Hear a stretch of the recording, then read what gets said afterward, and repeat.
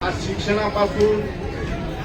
शिक्षणासाठी जी आरक्षणाची लढाई चाललेली आहे, आपल्या भविष्याच्या संरक्षणासाठी जी लढाई दीपक भाऊंनी उभा केलेली आहे, यासाठी आज आपला समाज रानोमाळ मेंढरे घेऊन फिरतो, अनेक जणांचा मार खातो, कुठलीही तक्रार न करता या बांधवांना आज खरं तर आरक्षणाची जी लढाई उभा केलेली आहे, मग अशा लोकांना जर सरकार आरक्षण देत नसेल एसटीमधून तर मग कुणाला देणार? मग अनेक वेळा निवडणुकीच्या अगोदर आश्वासनं द्यायची, आरक्षणाचं गाजर दाखवायचं, असं प्रत्येक समाजाच्या तोंडाचं पानं पुसण्याचं काम अनेक सरकारांनी केलेलं आहे, पण खरा प्रश्न सोडवण्याचं काम कुणाही हरामखोरांनी केलेलं नाही.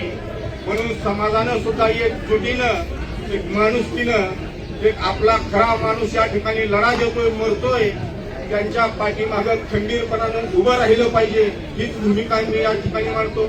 आपले सुद्धा समाजामधले राजकीय जोडे उतरणारे, चाटणारे अनेकांनी पाहिलेले, परंतु समाजासाठी एखादं नेतृत्व खऱ्या अर्थानं तयार होतं आणि त्या नेतृत्वाच्या प्रमाणिक भावनेच्या पाठीमागं आपण खंबीरपणानं उभं राहिलं पाहिजे, तर समाजाला न्याय मिळत असतो. म्हणून आपण प्रत्येकाने ठरवा की एक माणूस ही चळवळ उभा केलेली, सारखी चळवळी उभं राहत नसतात, हा संघर्ष उभा राहत नसतो. समाजाला खरं न्याय मिळवून द्यायचा असेल तर अशा माणसाच्या पाठीमागं आपण उभं राहिलं पाहिजे. यासाठी मी या ठिकाणी छळीर पाठिंबा देण्यासाठी आलो नाही. केवळ पाठिंबाच नाही, ज्या ठिकाणी गरज पडत त्या ठिकाणी तलवार घेऊन दांडे घेऊन आमचे सुद्धा कार्यकर्ते या चळवळीमध्ये उभा या पुढच्या काळामध्ये आपण सर्वांनी घेतली पाहिजे. एकमेकाला सहकार्य आपण केलं पाहिजे.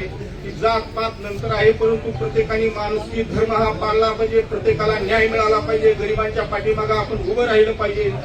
म्हणून आपण दीपक भाऊच्या पाठीमागे खंबीरपणानं उभं राहावा. अखिल भारतीय छावा संघटना धनगर आरक्षणासाठी एसटी मध्ये गेला पाहिजे, यासाठी सर्व पद्धतीनं आम्ही तुमच्या पाठीमागे खंबीरपणानं उभं आहोत. आई तुळजाभवानी आपल्या या लढ्याला यश देऊ, हीच या ठिकाणी मी भावना व्यक्त करतो आणि थांबतो. जय हिंद, जय महाराष्ट्र, जय छावा.